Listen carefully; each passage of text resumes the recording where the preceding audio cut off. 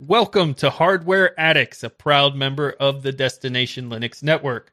Hardware Addicts is the podcast that focuses on the physical components that powers our technology world. In this episode, we're going to deep dive into the hardware of the console wars between the PlayStation 5 and the Xbox Series X. And we're going to play the game again, Take My Money, with the host. So they're going to tell you which one they would buy. We're going to discuss storage impacts on gaming for your computer. And finally, we're going to get to our listener favorite, Camera Corner with Wendy. So sit back, relax, and plug in, because Hardware Addicts starts now.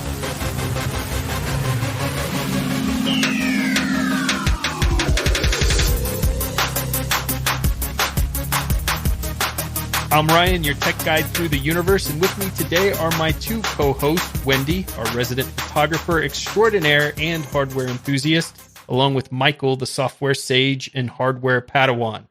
So let's find out what tech adventures everyone has had this week. Michael, what hardware quests have you been on? So I've been trying to streamline stuff I do for making content on like video contents or getting like hardware to improve and really, this is, I admit, not the most exciting thing, but oddly enough, I am super excited about it. And it's teleprompters, or as the weird pronunciation is that they insist because of how they spell it, teleprompter, because for some reason they have three capital letters in one word. Sure, why not? Is that the particular brand that you bought that has the three capital letters in one word? Or no, that's just actually, it turns out that the word teleprompter is a brand, and that just became the generic term that people called it. But that's just the name of the brand that created the concept in the first place. So people like just Kleenex. call it that. Yeah, it's like Kleenex. People just call it that, but that's just really what it is. I don't even remember what the brand is that I got. You learn so many things on this show, not just hardware. Right? You learn things about teleprompters. So how does it work? So the basic... Oh, I am a huge fan of the concept. It also depends on the type of person who is using them and like how they flow in the way that they create content. So it's not necessarily for everybody, but it is definitely for me, and I'm a big fan of it because I set it up and tested it the first time yesterday, and I am super happy with the test because I typically have this issue where when I'm recording something, I will write down some notes and be like, okay, I'll remember it. I'll just wing it. It's fine. And then I forget. And I mess up and I change it. So I actually would try it like 15 times before I get to it. This time I recorded for like 15, 20 minutes straight with only like maybe 2 mess ups. And I just, stopped for a second and then went back into it. And it was so much smoother and easier.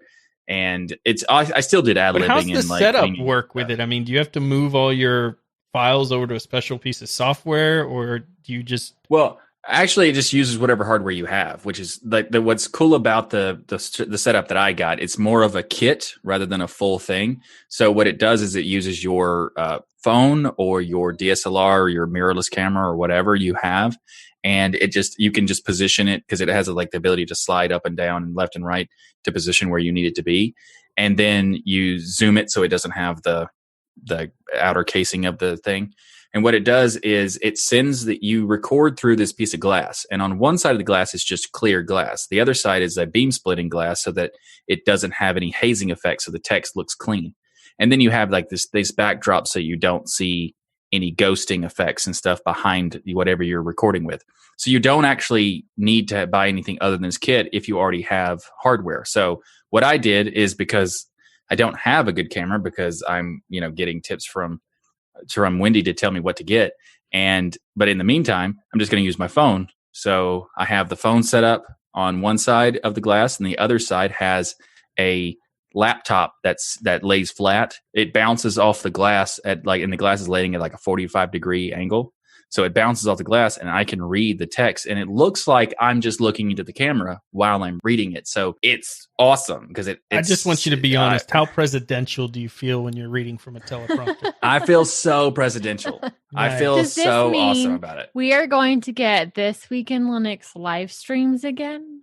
No, actually. That's a great question, Wendy. This is what I was excited for. I was hoping that this teleprompter means that Linux or This Week in Linux was going to be live again. So the difference is I don't use the teleprompter for the show. I use it for like making videos and stuff. So like when I'm on camera, like that kind of style. I guess I could, but I wasn't planning on Well, doing now we're that. disappointed in you. made You're me dead so to us. sad. I'm so No. sad. I was I'm so using excited. I'm using the teleprompter style Yeah. in the same way that will allow me to do, because actually I'm going to transition to trying it out for the podcast. So yes, that will be happening, but not because Now of he's that. backtracking. Now that More Michael's like dead to us, indirectly. Wendy, Indirectly. how did you feed your addiction this week?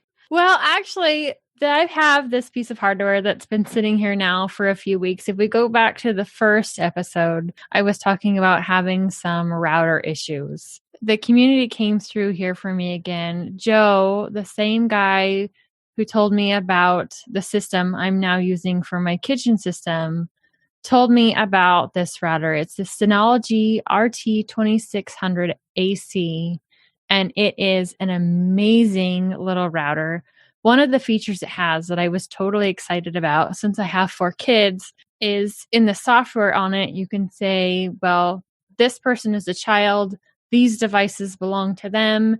You can set what time they access the internet and be able to give them more time, like extra bonuses if they don't try to access the internet early, and all of these different really awesome parental controls. Wow. I realized the fact that I was so excited about this part actually is not that helpful for me because my kids need access to the internet almost all day. Where we homeschool, we do so much, and I didn't realize how much I relied online for a lot of the content we do. So I haven't fully set that up yet because I'm like, yeah, they pretty much need access to it from the time they get up until we're done for the day. So now you could pick this router up used, it looks like, for about $175, and new it's about $234. So it's a pretty pricey router there. And I did get this unused, but it's hard to. Routers, I think, to be one of those options where they're best to get a high quality one. Don't go skimping on your router. Don't mess with the network. Yeah, I spent a lot more than that on mine, so I think that's a good value, especially for the features you're talking about there. I got the Mesh Orbi router in my home, and so it's not as expensive initially. I think it probably starts out with the one router and then I think one little base station. But by the time you start adding in all the additional routers you need to cover your home, you're like $400 or $500 into the thing. At least in my case, it depends on the size of your home. Maybe if you're just covering an apartment or something, you only need the one. Right. But I love the features with the parental controls. That's very cool. Yeah, I think that's actually, and you said you hadn't come up with a way to use it. You could just use it for, at least in the beginning, be like, you need to go to bed, so get off the internet and you just block it whenever they go to bed. You could do that with your husband. Their tablets are already set up that way. Yes, no kidding. No, their tablets are already set up that way, so they'll only turn on at a certain time and turn off at a certain time. They have no access to use them other than that. That makes sense. So, I like that. My router is actually super complicated and really expensive. It was like maybe $50, and I got it like 6-7 years ago, but it's like, needs to be still replaced. chugging along. Listen, big spender. It's kind of bad. It's kind of bad. I need One of the things I like about this router is you don't have to set the frequency it's using. It's sending out both radios, and then it's picking as to which one the device is going to use for which one is either less used or it can get the most bandwidth out of. It's been really awesome for these last few weeks that we've had it up and running. Very cool. All right, Ryan, what have you been up to? Well, I don't have anything as exciting as a teleprompter, but... Who would, really? I know. But I did get sent some headphones recently from a company that I guess they heard called EXA. They heard that I had set up a gaming station with my son and wanted to send some headphones for me to review on my channel, the Das Geek channel. And I already had HyperX Cloud Stinger Core headset for me and my son. And HyperX makes a pretty good headset. I wasn't looking for anything super high quality. We're basically just trying to keep the audio from going through the rest of the home by having the headset on. And even though we're sitting shoulder to shoulder, we're still talking through the microphone because my 6-year-old thinks that's awesome. So there's no reason to have a really good quality mic or anything. We've been playing a lot of Sea of Thieves together and having an absolute blast with it. So I've been trying out the HyperX CloudX Stinger Core headset. It's a big name. Is about $39. And so I found a couple of them used. I think maybe I paid $20 a piece. So I ended up spending $40 for two. These ones that were sent to me are also about $40. Currently at $40.99. A lot of times there's coupons and things for them that will pop up on Amazon here and there. They're called the EXA E900s. And I was really impressed when I took these headset out of their packaging, the quality of the build that they had. It's not a brand I'd heard of before.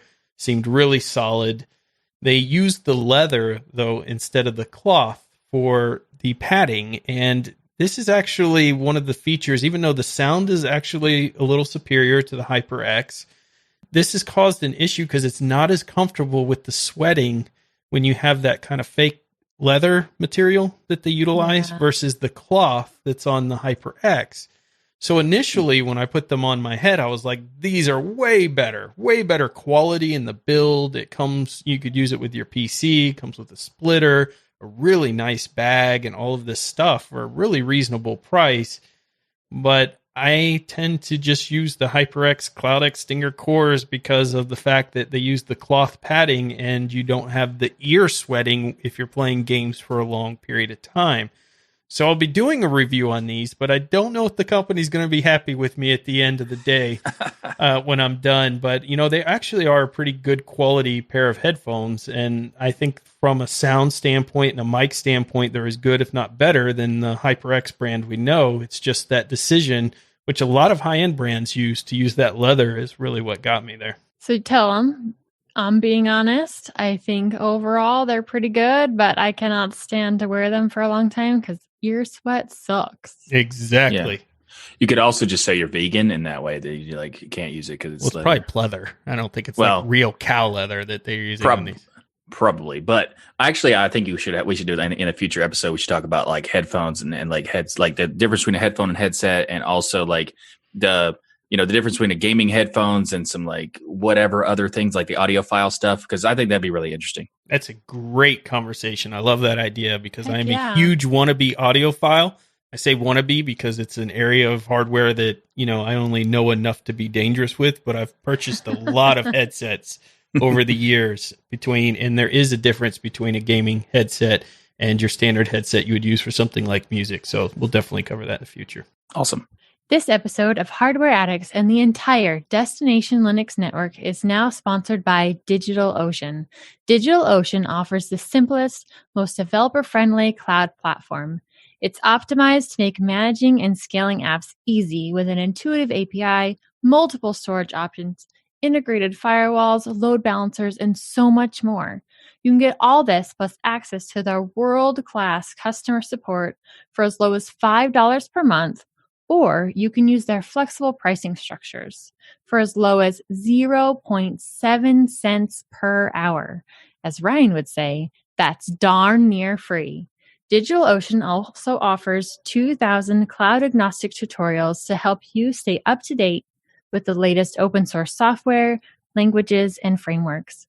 Get started on DigitalOcean for 2 months free with a $100 credit by going to do.co/DLN.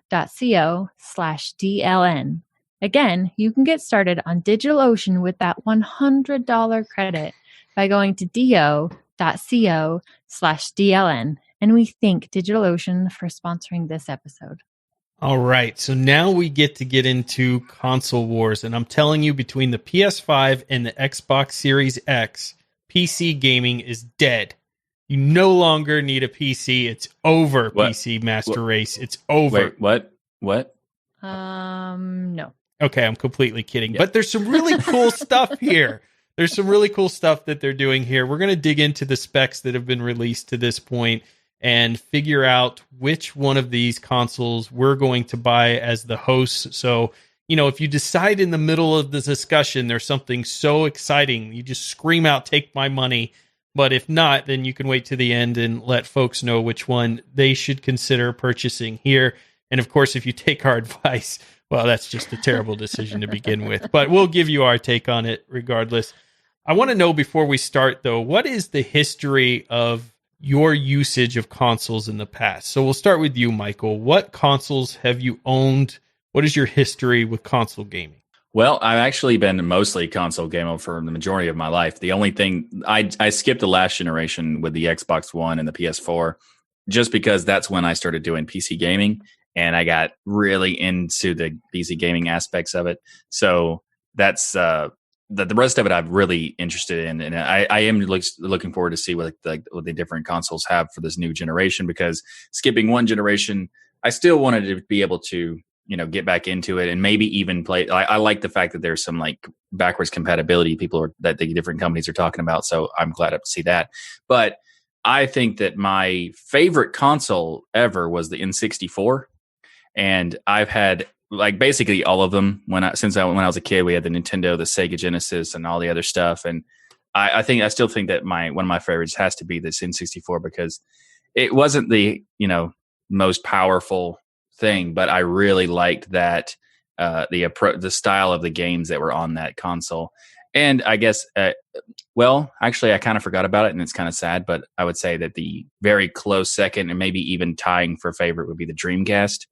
Love the Dreamcast. Nice. It's such an underrated console, and it was like the first ever console that had internet play, which is awesome. So a huge fan of console gaming.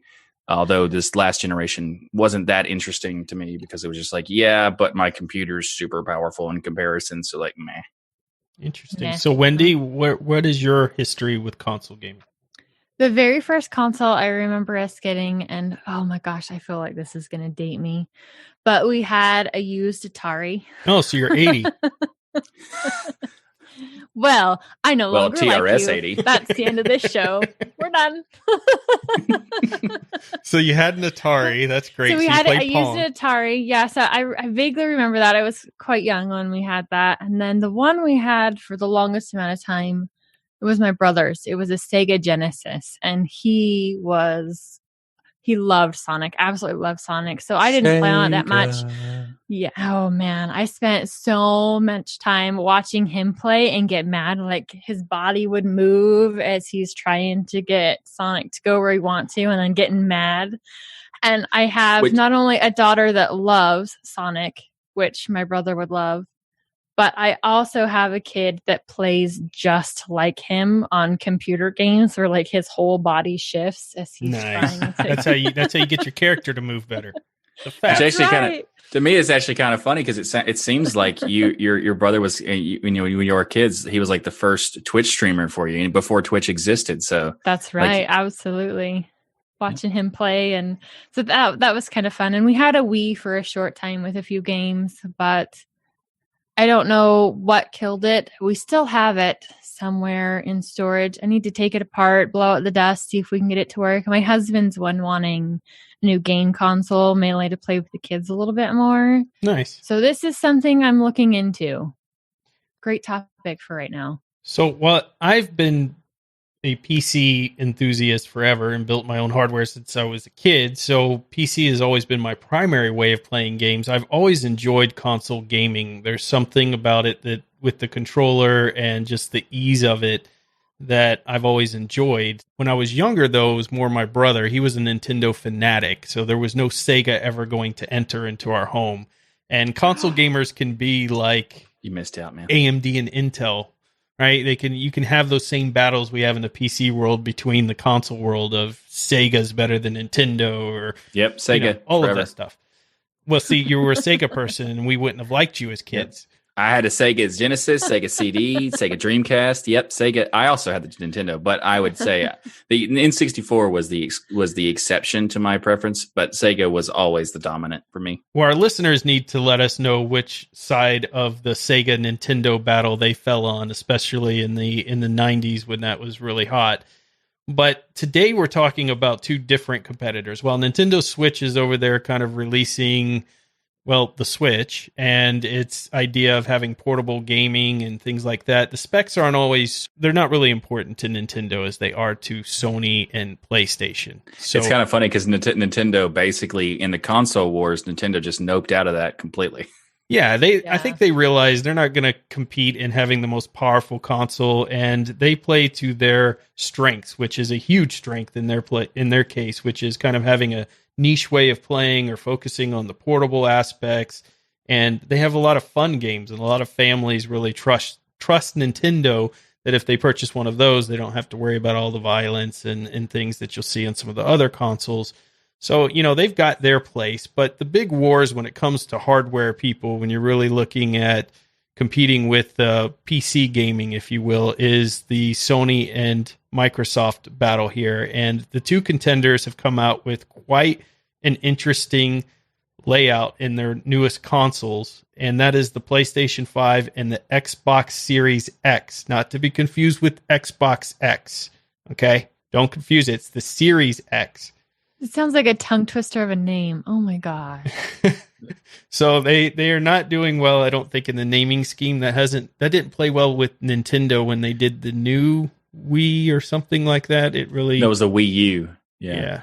That seems to be a common theme on this show, us complaining about the way they've named Well, stuff. we got a marketer on here. I mean, I apologize for pointing out how all these terrible names are. But yes, the Xbox is the best example, though, because it was like Xbox. Hey, great name. Xbox 360. Like, that's kind of weird that okay. We assume 720 is next, right? Nope. Xbox One. But wasn't the first one the one? What? And now they're just going off the deep end. Now they're just messing with your head. So we're going to start with the PlayStation 5 because speaking of marketing, Michael, when you saw the reveal of the PlayStation 5 logo, you must have been blown away by the studio that put that together. When you look at the PS4 logo, which is basically a PS and a 4, and then you see it completely change with the PS5 where they replaced the 4 with the 5. Talk about innovation. I mean, to be fair, this is just fantastic. Like the style that they've changed it to is just amazing. Like you could see the difference between the number and the number. Wow, just shockingly good. The sarcasm that is coming out of your mouth is burning my ears. Right. Well, okay. To be fair, though, I would say that the PS5, the way that they're doing it is good marketing. Now, the logo is boring and it's not much of a difference, but I would say in marketing terms, people have already established that logo as being, this is what the PlayStation logo is. So you instantly recognize it, even though it's a lazy number change, sure. But I think it's still okay because they have that market share dominance in terms of like the PS, whatever, they know what that means. And in terms of marketing, they understand that they already have a good name of PlayStation. You can just add a number to the generation and you're good. So it's just brand recognition at this point. Yeah. So I think that this decision is not a big deal. It is kind of fun to make fun of the whole, you just change the number. But I think in their case, that's what they should have done. I just want that guy's job. Like when PS6 comes out, be like, I got this. I'll do your artwork. And we're going to change the font this time. Just kidding. Same font. So let's talk about the specs of this. You're going to have compatibility with current PlayStation virtual reality glasses, which for the Sony fans out there, that is a big plug for Sony having the virtual reality glasses that they do. I personally have not had a chance to play with them yet, but I hear they are pretty decent. They're not up to Ocular standards or some of the other competitors, but they're pretty good. And people have a lot of fun with them. So if you are someone who has purchased the very expensive virtual reality glasses that are out there, they're going to be compatible with the new console. And I think that's pretty awesome. But wouldn't there be outrage if there wasn't? I don't know how much these virtual reality glasses cost, but I mean, holy cow, if you couldn't use them again on your new console, wouldn't you feel kind of cheated? Maybe. I mean, you could still use it with the PS4, but I think you're right. In the console world, backwards compatibility when it comes to games and things is very important. And with hardware as well, you buy this expensive accessory, you expect it to work. They are going to be rumored to release a virtual reality version 2 eventually, but there's nothing confirmed on that yet. So there may be an upgraded version. So I wouldn't go out if you're spending, between the $400 and $500 this console is going to cost. I wouldn't go out and necessarily go buy that virtual reality glasses right away. It's backwards compatible with PlayStation 4 games. This is a very important thing we talk about with console gaming. You got to have that backwards compatibility because when a new console releases, the games are scarce. This is when I bought the Nintendo Switch. I only owned it for probably, long enough to play the Zelda game that came out, and then I got rid of it because there just wasn't enough games to keep my attention. This is probably I did the exact same thing with a Game Boy back in the day. Really? I just played the game I wanted and they got rid of it. Yeah. I think the backwards compatibility, that was very important. I don't think the PS4 was compatible with the PS3 or something like that. It was one of the generations that they just completely broke compatibility. And I think that's the most ridiculous thing to do, because I get 2 different generations backward compatibility is not possible. But, to have one to the other, these games are so expensive and you put so much time into them at the one point that the next machine comes out and it can't play it for some reason is just ridiculous when you have like PCs that can play these games for decades. Now, this is just a rumor, but they're saying that the PS4, and this is a big differentiator potentially between the Xbox and the PlayStation here. They're saying the PS4 may be or PS5 may be emulating the graphics from the PS4. And we know how emulation layers work, especially those who've played with Linux and other things in gaming, and that can create a disadvantage in the quality of the game you're playing and the frame rates and things like that. So again, this is just rumored to be the case, but I think they need to clarify that rumor pretty quick about emulating the PS4 games versus running them natively, because that could be a huge disadvantage to the PlayStation. Yeah, I think that's true, but also at the same time, the Linux gamers have Proton, which is a really good experience. So because Sony is the people making both of those, they know how to make it work with the right emulation. So maybe, they're the ones handling all the pieces, and it's all in-house. Maybe that's okay. It's one of those things we're going to have to see how it functions before we can really say too much about it. Agreed. Now, this is where it starts getting exciting, because unlike most console releases in the past, they kind of used up-to-date-ish computer hardware, gaming hardware, but it was never quite up to par with a full PC gaming machine.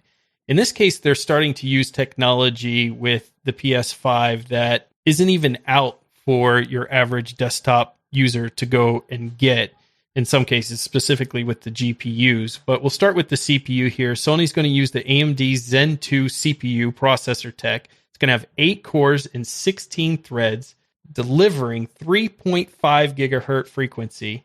This is going to allow them to run 4K, 120 hertz refresh rate, have 8K support as well, and the PlayStation 5 would be running 8 times Zen 2 cores at 3.5 gigahertz. And if you compare that to the prior PS4 generation, that was 8 times Jaguar cores at 1.6. So this is a massive boost from the PS4. Massive boost. Huge. And you're also going to be able to run up to the 120 frames per second on this. So no longer can we make fun of the console gamers just dreaming of 60 frames per second. There's an opportunity here, depending on the game and things, if they take advantage of the hardware that's there, to go up to 120 frames per second, which is right up there with desktop computing. Yeah, if you're getting 8K support, what are you losing? So it has it, but obviously you're probably not going to getting the full 120 hertz refresh rate, or, somewhere you're going to have to be dropping something, I'm guessing. So what are you losing out on if you go 8K? That's a good question. I don't know a whole lot of people that have 8K anything. In fact, I don't know anybody that has 8K anything. I only know the 4K, and a lot of 4K monitors and even televisions are running with gaming and things at the 30 frames per second mark and stuff along those lines. So I don't know at 4K if you're going to get the 120 frames per second. We'll have to see how that all pans out.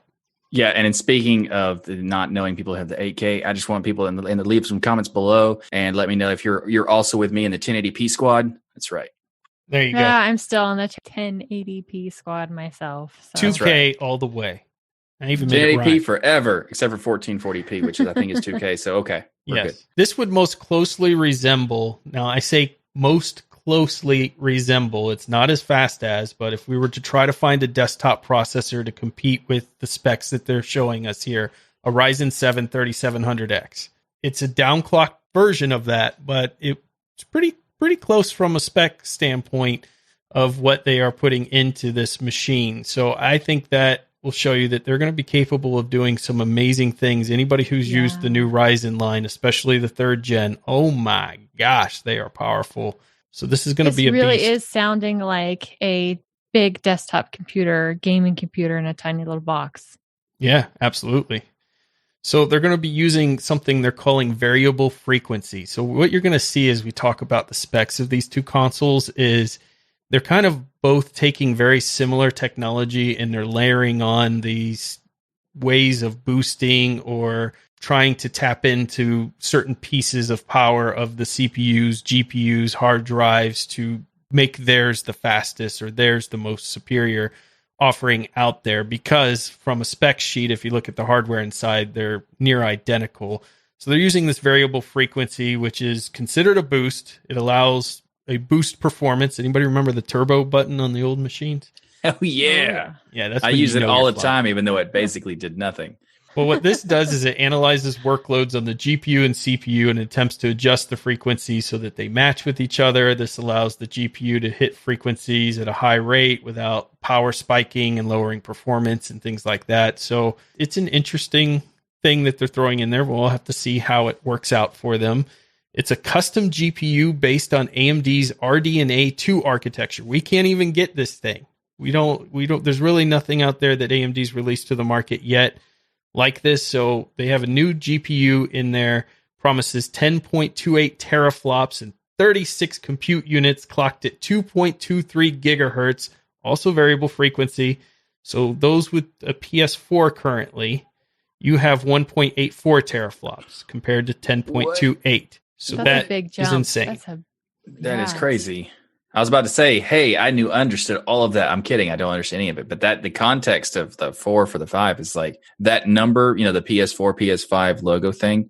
At least they didn't like skimp on the teraflops. Yeah. But here's the thing. If you're going to upgrade something as expensive as a game console, then it needs to be worth it.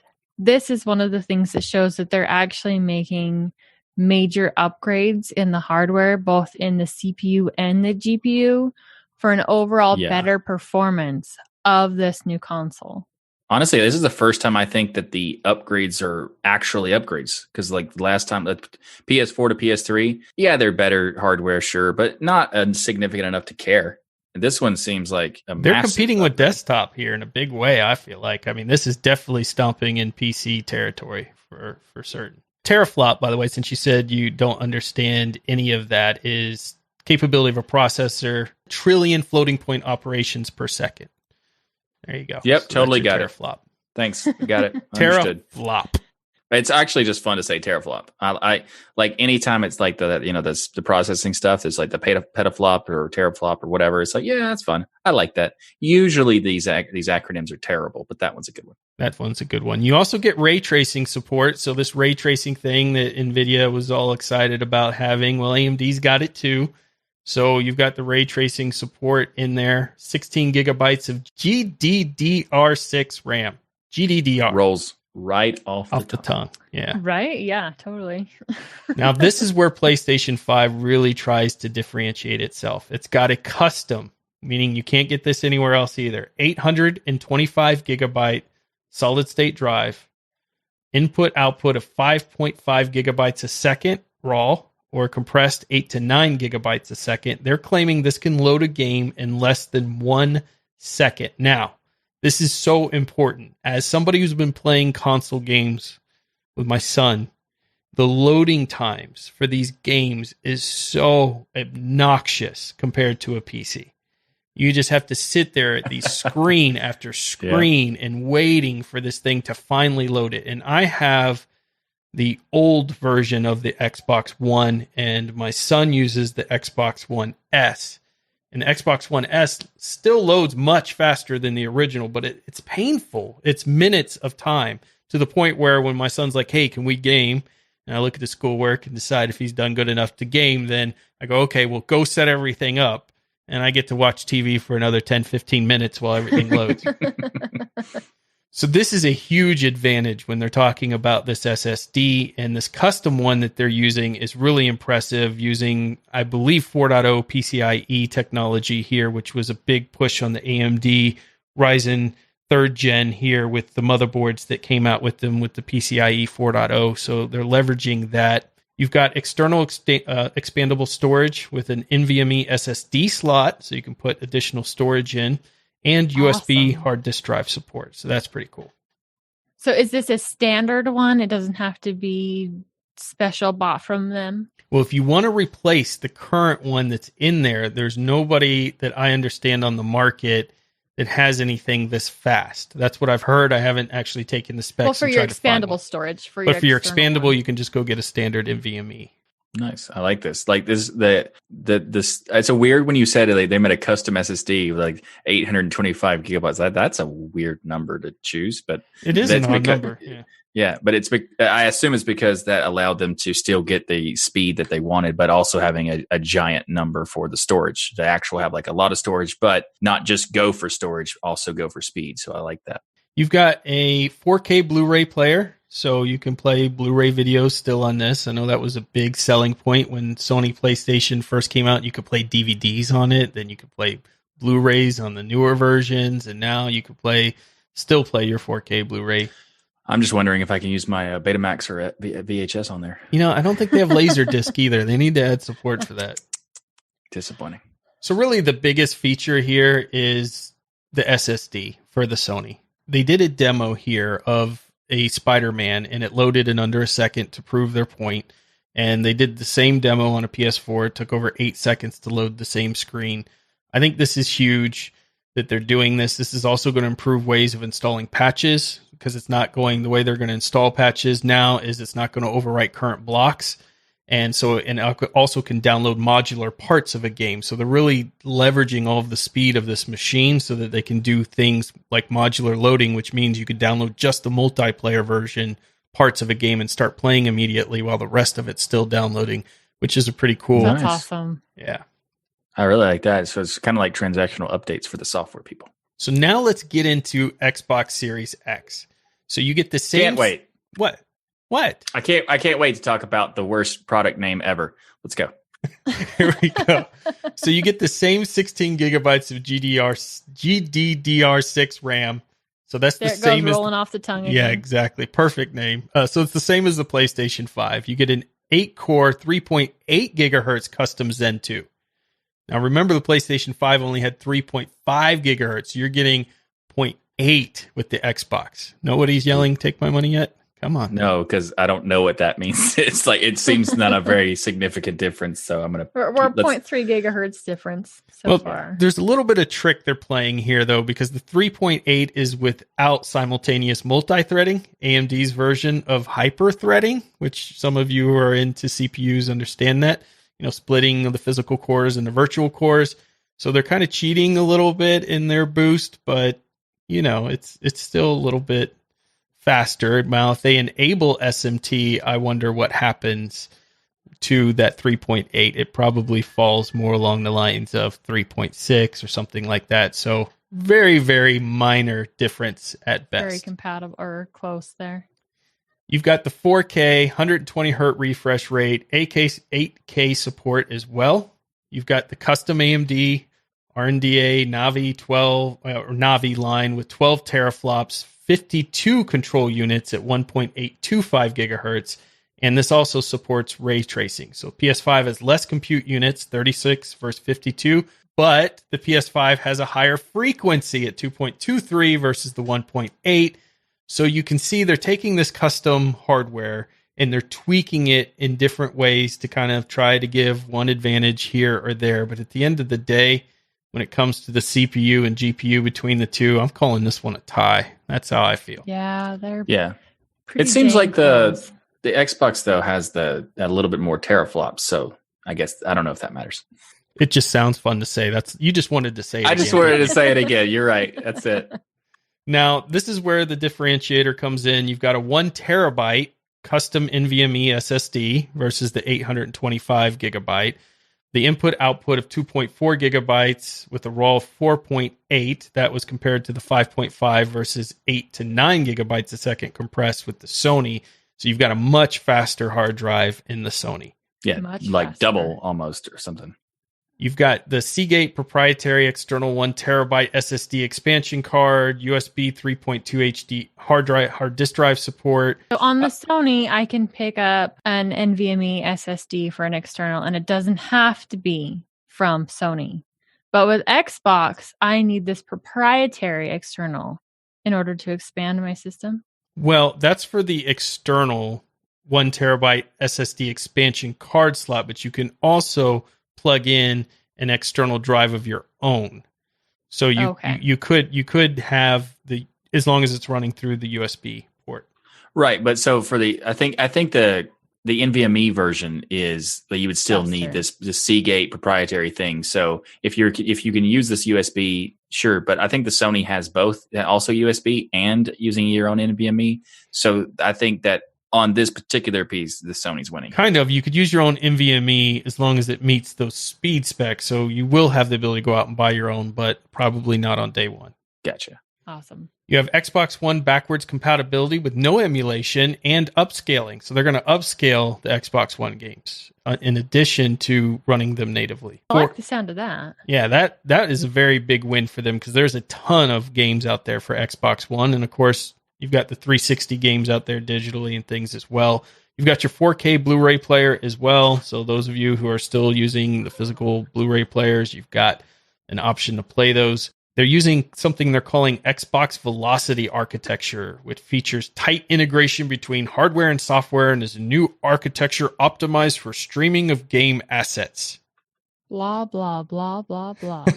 This is allowing 100 gigabytes of game assets to be instantly accessible by the developer. So there are different ways that they are trying to draw in the developers to say, hey, if you build over here, we're going to have a lot of power available to you for games and game assets to run the best possible version of your game over here on Xbox.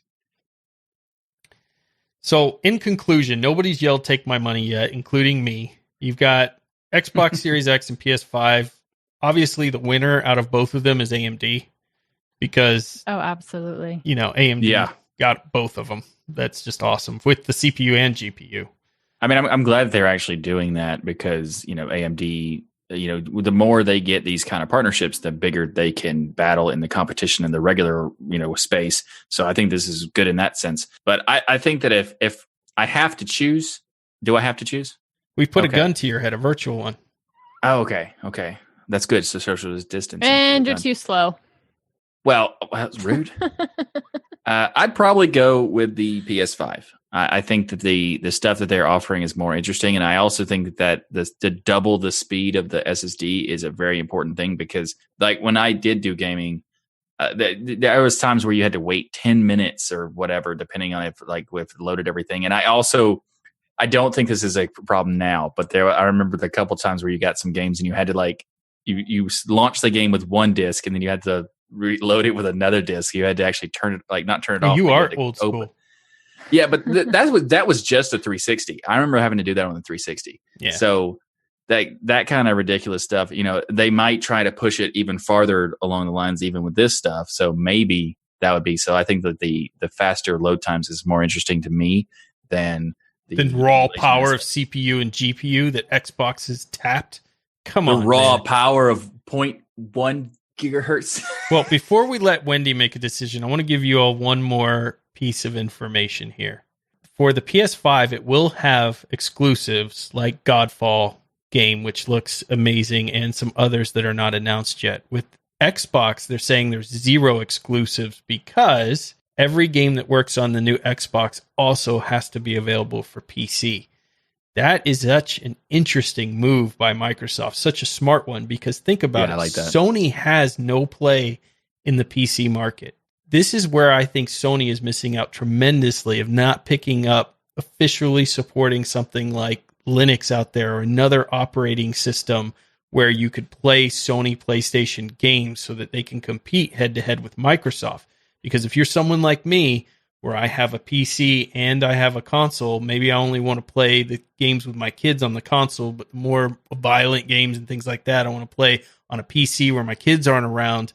Now I can play those games on both. And if you use Xbox's subscription service, it allows me to download on either or. So once I get that subscription service, if the game is available on their stream service for the Xbox, I can also download it on my PC, which is pretty powerful feature. Ooh. Yeah, okay. Now it's harder for me to choose. Okay. So I think that's really good idea business-wise in terms of marketing and stuff. They're making it possible for you to not have to worry about you have to have this console to play this game. I kind of hate that And I think that it'd be good if Sony had some kind of deal with some kind of operating system that to do that made it possible to, have that option. That's one of the reasons I actually didn't like using consoles in the last generation is because of the whole exclusivity stuff. Yep. So now I don't know. Wendy? See, I'm trying to decide. Bang. Here. You took too long. Yeah, I know. I give Michael crap and then I'm the one taking forever. It's hard for me to decide. I really like the speed of the SSD for the PlayStation, but being able to play the game. So if I buy the game, I have the ability to play it on both the Xbox and PC. I don't know if you buy the game. I know if you get Microsoft's streaming service that they have where you basically sign up for a monthly fee and they have a whole library, and it's a nice library of games that you can play. It's what I use so that my son, he gets bored of one game, I just download another to the consoles. And then you're good to go. Now, if you get that, I can play those same games in Windows that I play on Xbox. Yeah, except for I don't run a Windows machine and I don't want to. So I'm probably going to go ahead and go with the Sony for the faster load times. But if I could play the games on my Linux system, then I'd be totally down for the Xbox and the subscription. Interesting choice.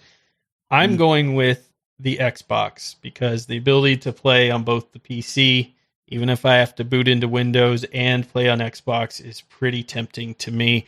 And I think Xbox they're going to have a lot of the game development studios that they've purchased over the years, bringing a big draw to the games I'm going to want to play, like Halos and things like that.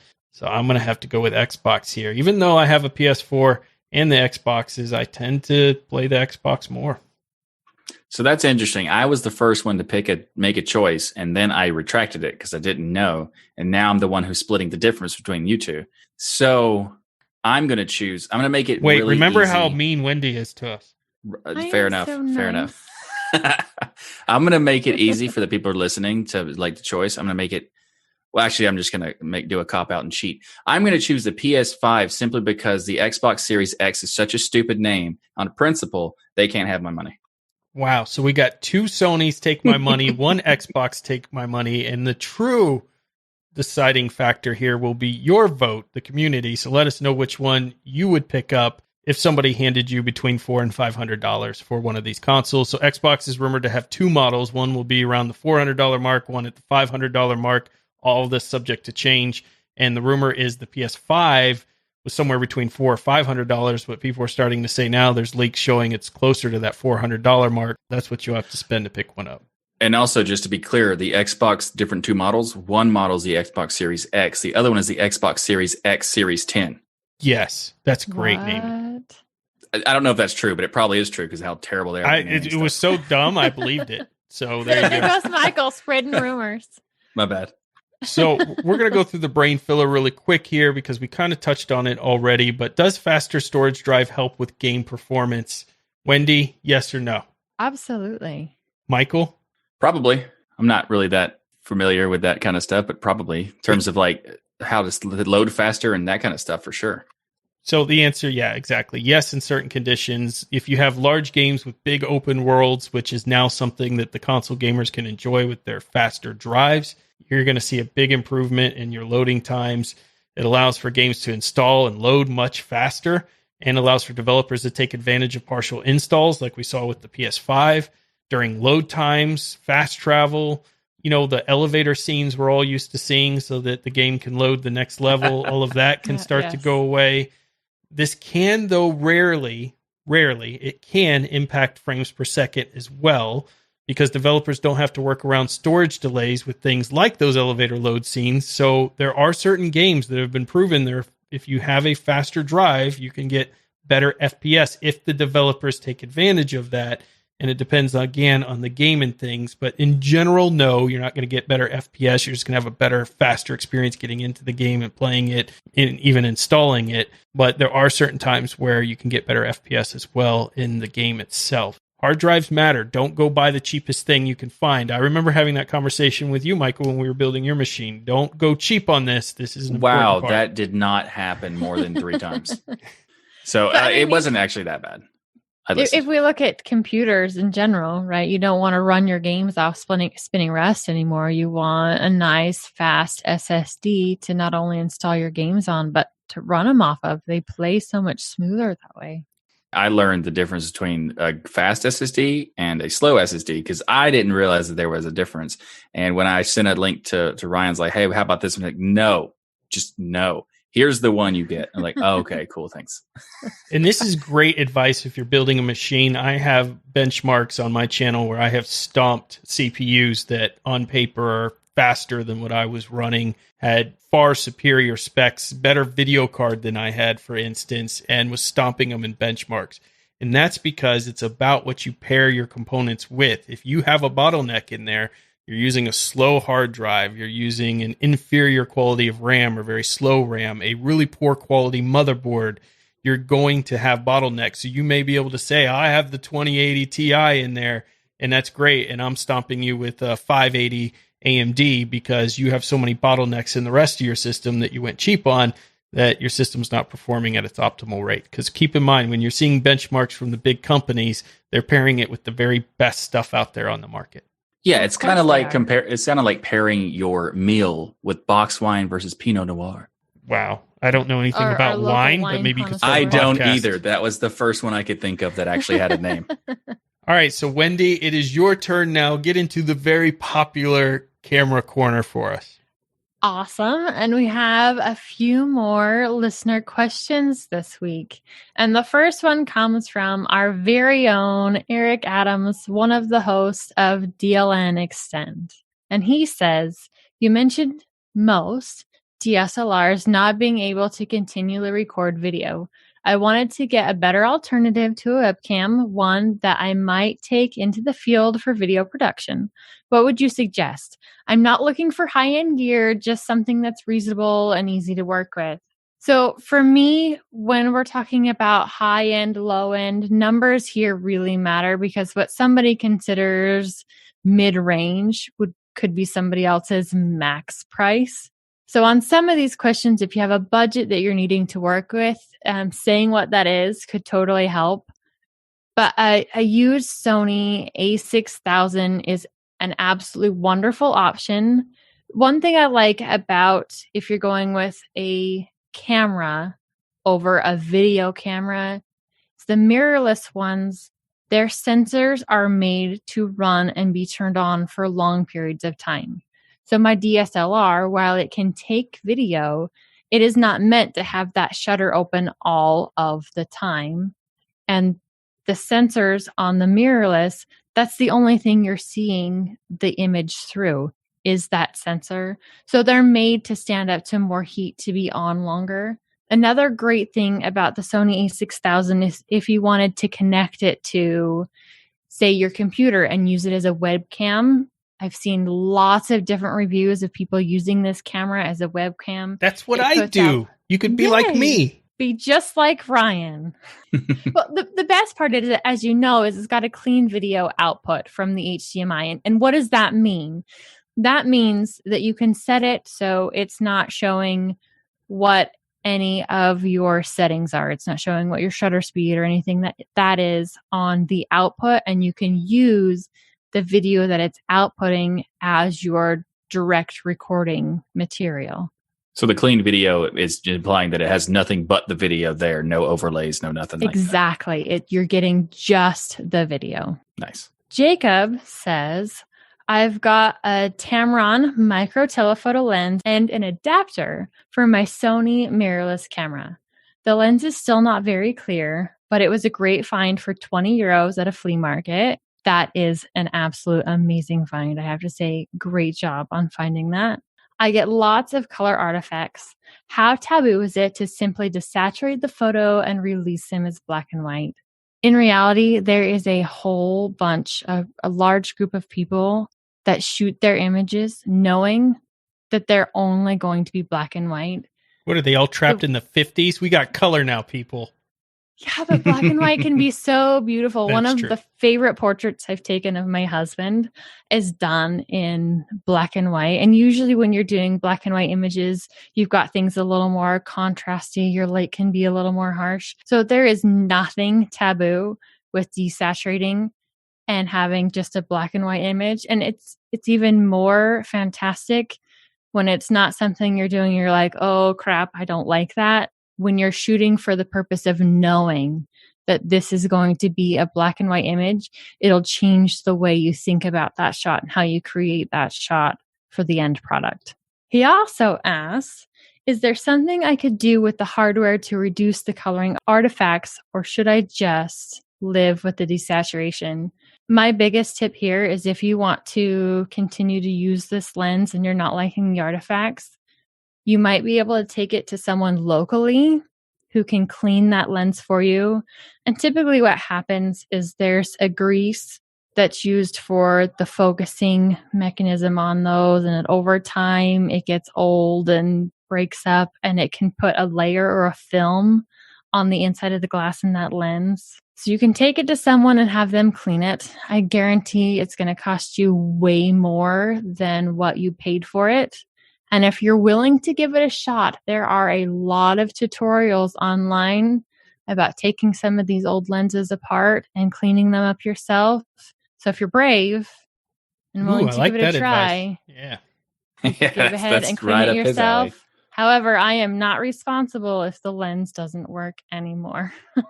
but on the bright side, it was only $20. So, exactly. It's one of those lenses that he hasn't spent a whole lot of money on. And, it's worth taking apart if he's okay with it not working anymore, if he doesn't get it put back together right.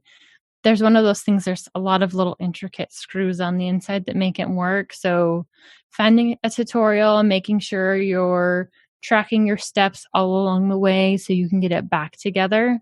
But having it cleaned is about the only way that you can get rid of the artifacts that are on that lens. Our last question this week is the one we started with last week from Astronaut Supplier. And he was asking what some of the good open source firmwares were for different cameras. And I found 3 options so far. 2 of them are for Canon. So which one are you going to use? Well, you don't have a Canon yet, so I guess you're only going to use the Nikon one. Right. I don't have a Canon one yet, and I can't use the Nikon one. So the Nikon, it takes the firmware update and you run it through basically a website, and it updates that firmware package with the extras. So being able to record without time limits. And I mean, there's a whole bunch of things that you can add onto this firmware to get more functionality for your camera. But on the Nikon, it completely overwrites the current firmware on it. And there has to be an upgrade previously available. And they have to have been able to go through that firmware and make it updatable. So there's a whole lot of caveats to that. And for my camera and the current version of software or firmware I'm already running on it, it cannot be updated at this time. It's time to go Canon, Wendy. Sell all of your equipment and go Canon. I already told you if I'm changing, I'm going Sony. Okay, go Sony. I didn't find anything for Sony yet, which completely shocked me. Sony has been fantastic when it comes to letting you unlock the bootloader and load custom firmware onto phones that I really expected to see something on this in their camera line. And right now there's absolutely nothing. Though really with the functionality that Sony gives you on your camera, you get so much of what the quote unquote extras you're getting from custom firmware on the Nikon and Canon that Sony overall, I think, is still the better option. If everybody gets what they already want, there's no reason to make the extra other alternatives. Well, some of us always want more, right? I mean, you can't help it. Sure. There's this thing that the manufacturer didn't give me, but I can totally make it work. The hacker mentality. I love it. Yeah, absolutely. Biggest advantage of the Canon, and I found 2 open source projects for the Canon that looked awesome. One is Magic Lantern, and the other one is CHDK.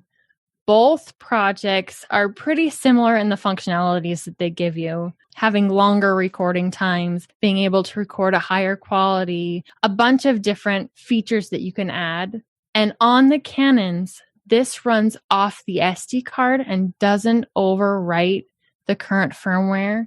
So it's not going to mess with your warranties. Yeah, absolutely. And if you don't like it, you're not worried about getting back to stock. That's a really big notch in Canon's hat there, then. I love that. Absolutely. Yeah, very Absolutely. good. And also one of them's called Magic Lantern. Good name. You get a marketing approval by Michael. Very great name. So that's it for the camera corner this week. Thank you guys so much for sending in more questions. I absolutely love hearing your feedback about this and getting to know what you want to hear more of. So make sure that you jump onto the discourse and drop your question in, or remember, you can also do it in the Telegram chat. Just make sure you hashtag it HA Camera Corner so that I can find it in the chat. Well, that's it. Our 7th episode of Hardware Addicts is a wrap. Thank you so much for listening to the show that brings you your bi-weekly tech fix. If you're not all lit up on tech yet, then be sure to check out all the great content on the Destination Linux Network. Head to destinationlinux.network to check out all the great podcasts, YouTube partners. There's so much there to fill your brains with. Remember, there's no such thing as too much hardware. Learn, build, innovate, and grow. And next time, be sure to check us out for the next episode where we're going to be doing episode 8, or in other words, episode Series X8, Series 10X series. I mean, that's their system of doing it. Why can't we do it? We just did. Because we're better than that.